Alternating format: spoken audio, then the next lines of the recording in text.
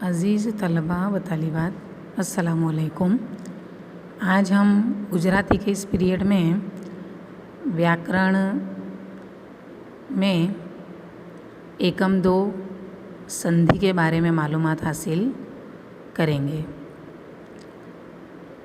तो सबसे पहले संधि का अर्थ क्या होता है, संधिनी व्याख्या। तो संधि બે શબ્દો ભેગા થતાં પહેલાં શબ્દનો છેલ્લો વર્ણ અને પછીના શબ્દનો પહેલો વर्ण જે પરિવર્તન થાય છે તેને संधि कहे छे। मिसाल के ज़रिए मैं आपको समझाऊंगी। जैसे यहाँ आप देख सकते हो हिम वत्ता आलय इजिकल टू हिमालय। तो ये जो हिमालय है ये एक शब्द है जो दो शब्दों से बना हुआ है, हिम और आलय। तो ये जो पहला शब्द है हिम, इसमें दो वर्ण है यानी अक्षर, दो अक्षर है ही और म। तो पहला शब्द हिम हुआ और इसका आखिरी वर्ण कौन सा हुआ, म। प्लस आलय जो है ये दूसरा वर्ण है और ये दूसरा शब्द है और ये दूसरे शब्द का पहला वर्ण है आ।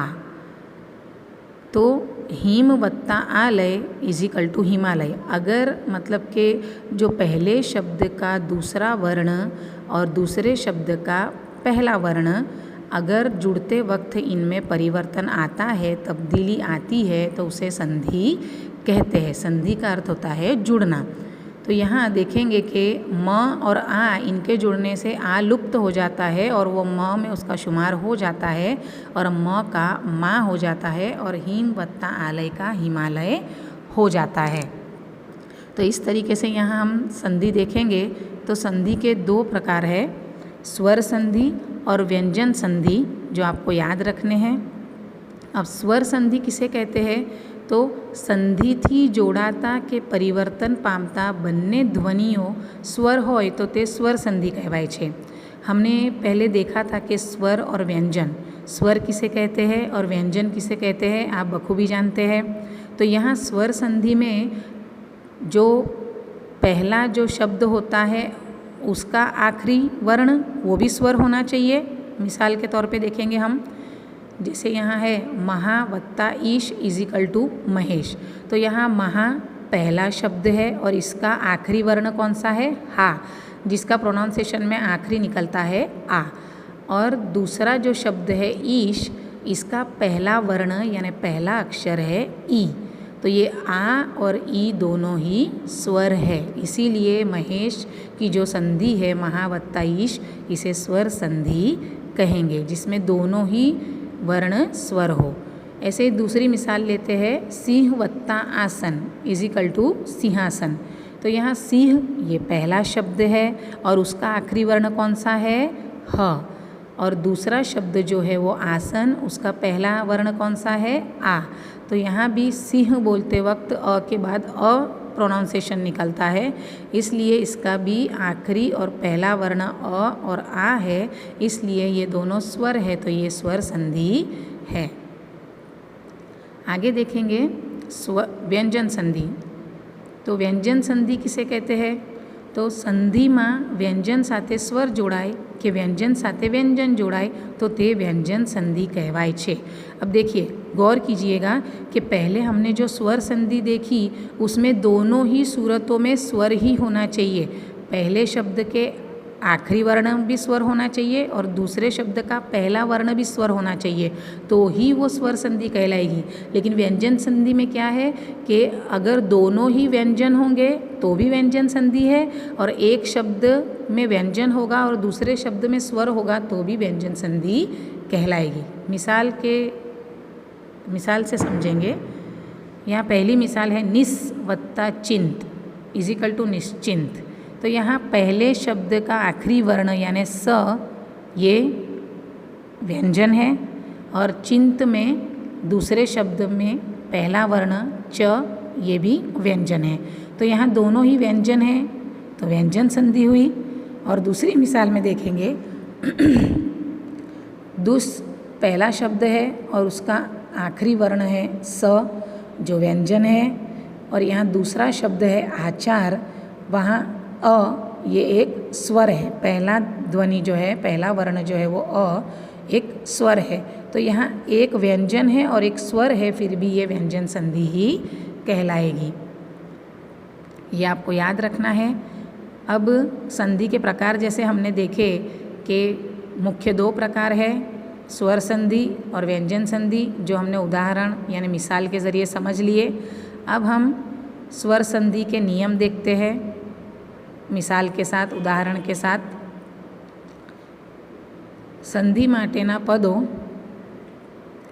तो जैसे कि यह मिसाल है, पहली कल्प वत्ता अंत, कल्पांत।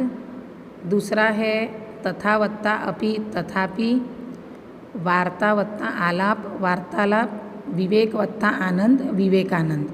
अब इसमें नियम कौन से लगते हैं वो देखेंगे। तो पहले में आप देखोगे कि कल्प वत्ता अंत में भी प में भी अंत में अ लगता है और अंत में भी पहला जो वर्ण है वो अ है। तो ये स्वर संधि के नियम है कि अ प्लस अ इज इक्वल टू आ, यानी प में अ शुमार हो गया तो क्या हो गया, उसका पा बन गया, इज इक्वल टू कल्पांत। ऐसे ही दूसरे तथापि में देखेंगे, तथा में आखिरी जो वर्ण है वो आ है और दूसरे शब्द का पहला वर्ण अ है। तो यहाँ नियम के हिसाब से आ प्लस अ इज इक्वल टू भी आ होगा। देखिए ध्यान दीजिएगा, अ प्लस अ इज इक्वल टू आ प्लस अ इज इक्वल टू आ। तीसरा है आ प्लस आ इज इक्वल टू आ, और चौथा है अ प्लस आ इज इक्वल टू आ। यानी स्वर संधि के नियमों में पहले में अ हो या दूसरे में अ हो, या पहले में आ हो और दूसरे में अ हो, कोई भी सूरत में जब संधि जुड़ेगी तब आ ही हो जाएगा। ये नियम है। दूसरे कुछ नियम देखते हैं।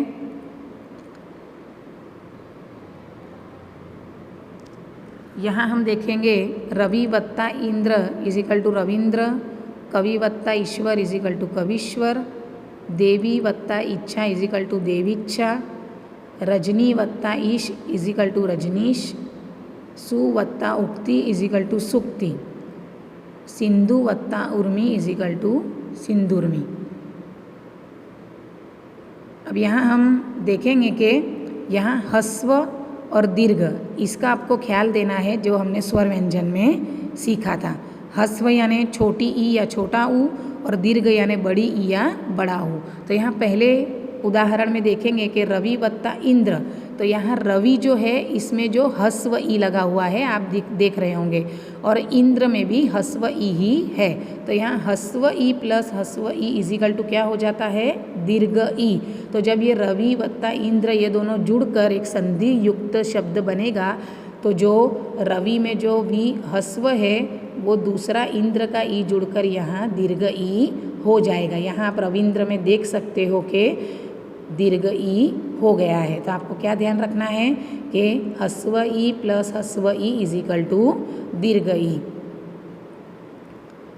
कवीश्वर में भी आप देखेंगे कि कवि में ह्रस्व ई है और दूसरा ईश्वर में जो है वो दीर्घ ई है। तो यहाँ भी नियम के हिसाब से ह्रस्व ई प्लस दीर्घ ई मिला के दीर्घ ई बन जाएगा।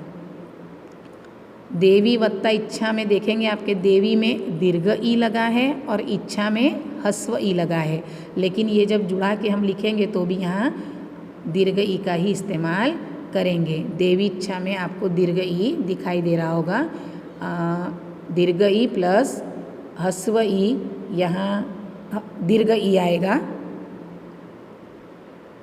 रजनीश में आप देखेंगे कि दोनों ही दीर्घ ई है, नी में भी दीर्घ ई लगा है और इस में भी दीर्घ ई लगा है, तो ये भी दीर्घ ई ही होगा। सुक्ति में आप देखेंगे सु में ह्रस्व ऊ है और उक्ति में भी ह्रस्व ऊ है, तो ह्रस्व ऊ प्लस ह्रस्व ऊ मिला के होगा दीर्घ ऊ। तो सुक्ति लिखते वक्त हम यहाँ स के नीचे दीर्घ ऊ का निशान लगा देंगे। सिंधु उर्मी, तो सिंधु उर्मी में जो ध है उसके नीचे आप देखिए ह्रस्व ऊ है प्लस उर्मी में भी ह्रस्व ऊ है, सॉरी यहाँ दीर्घ ऊ है, तो ये ह्रस्व ऊ प्लस दीर्घ ऊ मिलाकर भी दीर्घ ऊ होगा।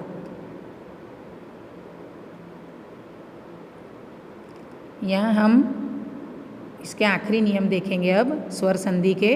उपवत्ता इंद्र, ज्ञानवत्ता ईश्वर ज्ञानेश्वर, यथावत्ता इष्ट यथेष्ट, रमावत्ता ईश रमेश, सदावत्ता एव सदैव। अब यहाँ आपको थोड़ा ध्यान रखना पड़ेगा कि आपने पहले देखा कि उपवत्ता इंद्र इजिकल टू उपेंद्र, तो यहाँ जो प है इसके बाद है, यानी इसका जो प्रोनाउंसिएशन है वो अ है और इंद्र में ई है। तो यहाँ नियम के हिसाब से अ प्लस ई इजिकल टू क्या हो जाएगा, ए। तो उपवत्ता इंद्र यानी प और ई मिला के ए हो जाएगा, तो यहाँ उपेंद्र हो जाएगा। ज्ञानवत्ता ईश्वर ज्ञानेश्वर, तो यहाँ भी अ प्लस ई इजिकल टू ए हो जाएगा। यथावत्ता इष्ट, तो यहाँ आ प्लस ई का भी ए ही होगा। रमावत्ता ईश, तो यहाँ भी आ प्लस दीर्घ ई का ए ही होगा। सदावत्ता एव, तो आ प्लस ए का क्या हो जाएगा, ऐ हो जाएगा। ये आपको ध्यान रखना है। अब देखेंगे दूसरे नियम जो थोड़े आपको याद रखने जैसे है। हित वत्ता एशी इजिकल टू हितैषी, अति वत्ता अंत इजिकल टू अत्यंत, इति वत्ता आदि इजिकल टू इत्यादि, प्रति वत्ता एक इजिकल टू प्रत्येक। अब नियम के हिसाब से कैसे हुए, तो अ वत्ता ए इजिकल टू ऐ, ये आपको याद रखना है। अति वत्ता अंत, तो ई प्लस अम इजिकल टू य। देखो यहाँ ई और अम उसका जब संधि युक्त शब्द बनता है तो क्या हो जाता है, य। ई प्लस आ इजिकल टू या हो जाता है। तो यहाँ इति वत्ता आदि का इति आदि नहीं आएगा, लेकिन इत यादि यानी आ का यहाँ या हो जाएगा। प्रतिवत्ता एक, तो इसमें भी ई प्लस ए का ये हो जाएगा, प्रत्येक। ये आपको थोड़ा ध्यान रखना है। 1 से 2 बार आप देखेंगे, ख्याल करेंगे तो इंशाल्लाह आपको ये समझ में आ जाएगा। अब देखेंगे व्यंजन संधि के नियम, मिसाल के ज़रिए समझेंगे। वी वत्ता सम इजिकल टू विषम, निस वत्ता चिंत इजिकल टू निश्चिंत, निस वत्ता तेज इजिकल टू निस्तेज, धनुष वत्ता टंकार इजिकल टू धनुष टंकार, और दुष वत्ता काड़ इजिकल टू दुष्काड़। अब यहाँ आपको थोड़ा ध्यान देना है कि व्यंजन संधि में जो है वो थोड़ी तब्दीलियाँ आती है, पूरे जो अक्षर है ध्वनि ही बदल जाता है। वी वत्ता सम इजिकल टू विषम, तो स जो यहाँ आपको दिख रहा है उसका ससले के स का षटकोण श हो जाएगा नियम के हिसाब से। दूसरा देखेंगे उदाहरण, निस वत्ता चिंत निश्चिंत, उसमें भी जो ससले का स है उसका शरणाई श हो जाएगा। निस वत्ता तेज निस्तेज में भी स प्लस त उसका त हो जाएगा। धनुष वत्ता टंकार, तो इसमें भी ससले का स का षटकोण श हो जाएगा। और दुष वत्ता काड़ में भी स नो श हो जाएगा। तो ये नियम थोड़े आपको ध्यान में रखने हैं। आप 1 से 2 बार संधि पढ़ोगे तो ये आपको ख्याल आ जाएगा। दूसरे थोड़े नियम देखते हैं। निश वत्ता प्राण इजिकल टू निष्प्राण, सम वत्ता सार इजिकल टू संसार, तत्व वत्ता लीन इजिकल टू तल्लीन, और प्र वत्ता नाम इजिकल टू नाम। तो यहाँ भी देखेंगे कि स का श ही हो जाता है संधि युक्त शब्द बनते वक्त। फिर यहाँ म का अनुस्वार हो जाएगा। अनुस्वार जो मैंने आपको सिखाया था, एक बिंदु या डॉट, यहाँ आप देख सकते हो सम वत्ता सार, तो यहाँ म का लोप हो जाएगा और जो म है वो अनुस्वार के रूप में संधि युक्त शब्द बनते वक्त आ जाएगा। आप यहाँ देख सकते हो संसार, तो म दिखाई नहीं दे रहा है लेकिन अनुस्वार के ज़रिए वो आ रहा है संसार, ऐसा इसे लिखेंगे जब ये संधि युक्त शब्द बनेगा। तो ये आपको ध्यान रखना है कि म की जगह पे जब व्यंजन संधि का नियम लगता है तो म की जगह पे अनुस्वार का इस्तेमाल हो जाता है लिखते वक्त। तत्वत्ता लीन इजिकल टू तल्लीन, तो यहाँ जो त है प्लस ल है तो इसका ल हो जाएगा, आधा ल और फिर पूरा ल, ऐसे ये जुड़ जाएगा। तत्वत्ता लीन का तल्लीन हो जाएगा, त के बदले आधा ल आ जाएगा। और यहाँ वाक्य संधि युक्त बन जाएगा। प्रवत्ता नाम, तो जो न है इसका अण हो जाएगा, ध्यान रखना है। प्रवत्ता नाम इजिकल टू प्रणाम, तो इसका जो है वो न का अण हो जाएगा। तो बच्चों उम्मीद करती हूँ कि आपको ये संधि समझ में आई होगी। 1 से 2 बार ये वीडियो ध्यान से देखिए तो इंशाल्लाह ज़रूर आपकी समझ में आएगी, कंफ्यूज होने की ज़रूरत नहीं है। दूसरे पीरियड में इंशाल्लाह नए टॉपिक के साथ मिलेंगे, तब तक के लिए अल्लाह हाफिज़।